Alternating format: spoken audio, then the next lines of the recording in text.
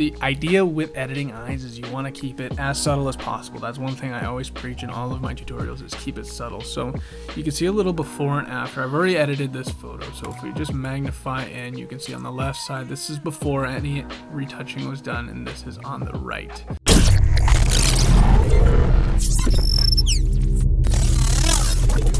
What is up, my friends? It is Dan here from Instillment, and I hope you all are doing really well. Today I've got another awesome tutorial for you in Adobe Lightroom.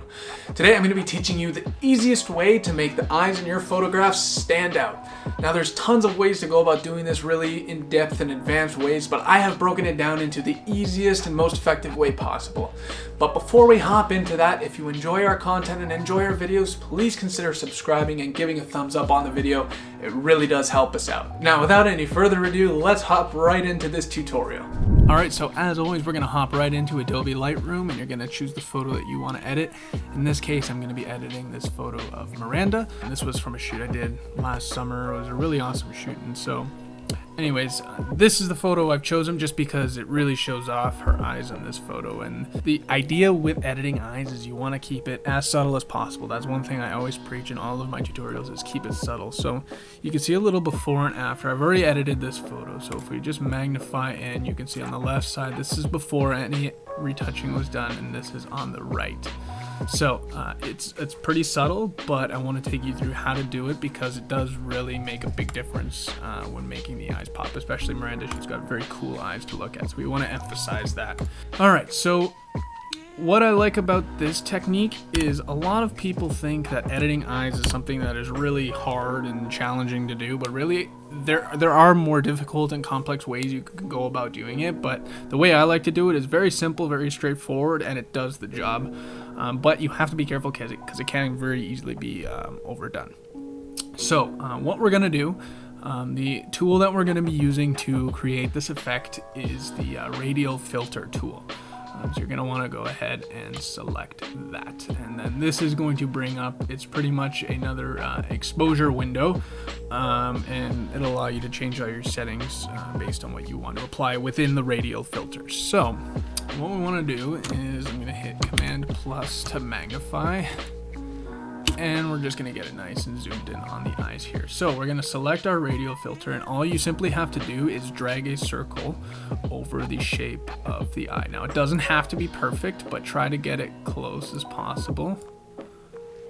And if it overlaps into the eyelid, that's okay, but that's good enough. There's a few tools that we're going to be using to do this technique. So I know in my last video on color correcting, I mentioned to take the clarity tool very easily. But in this one case, since we're trying to show as much detail in her eyes as possible, this is where I actually do blast the clarity, of course, within reason. So when we're emphasizing the details in the eyes, I do really like to blast up the clarity quite a bit, and you can see right away, we can see a lot more of the details within her eyes and the colors of her eyes. So we'll go ahead, we'll start with, I don't know, let's go 50 clarity. Okay, so as you can already see, it's showing a lot more detail in the eye, which is nice. We like that. However, it has actually darkened the eye. So what we're going to do to counterbalance that is we're actually going to bring up the exposure just a bit. So my technique, and this is just from me kind of experimenting, I've found whatever interval I bring up my clarity by, I should bring it up by in exposure as well. So I mean, it is a little bit of a different read. Like clarity will read 50. In the case of exposure, I will bring it up by 0.50 to kind of level it out.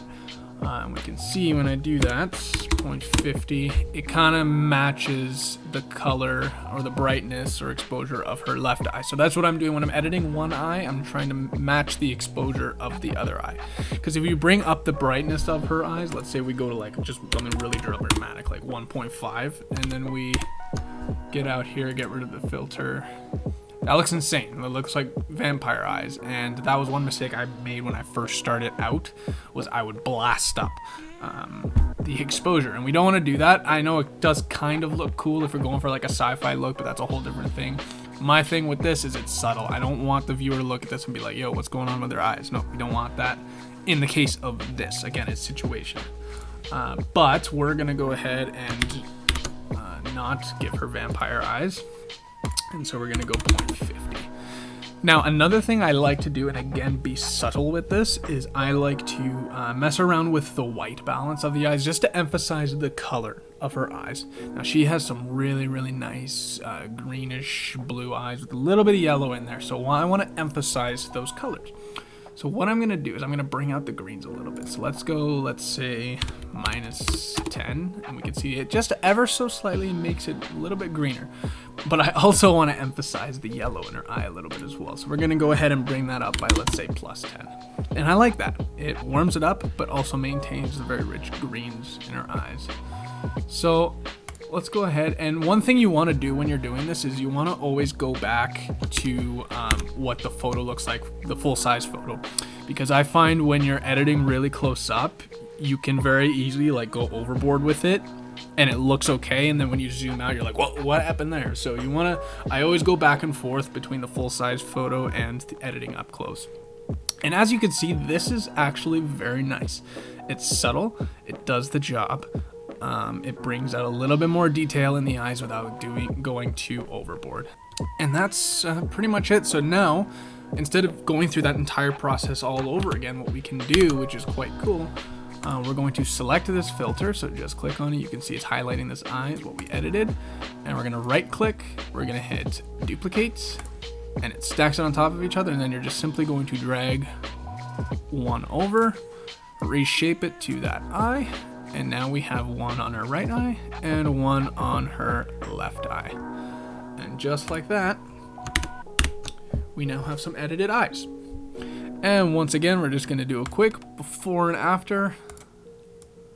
I quite like that. I think it does the job. It's not over the top. It's nice and subtle, and it's really quick and easy. You don't have to go into Photoshop and spend hours and hours. I mean, you can, but if you're just trying to do a quick and easy way, this is the best way to do it, in my opinion.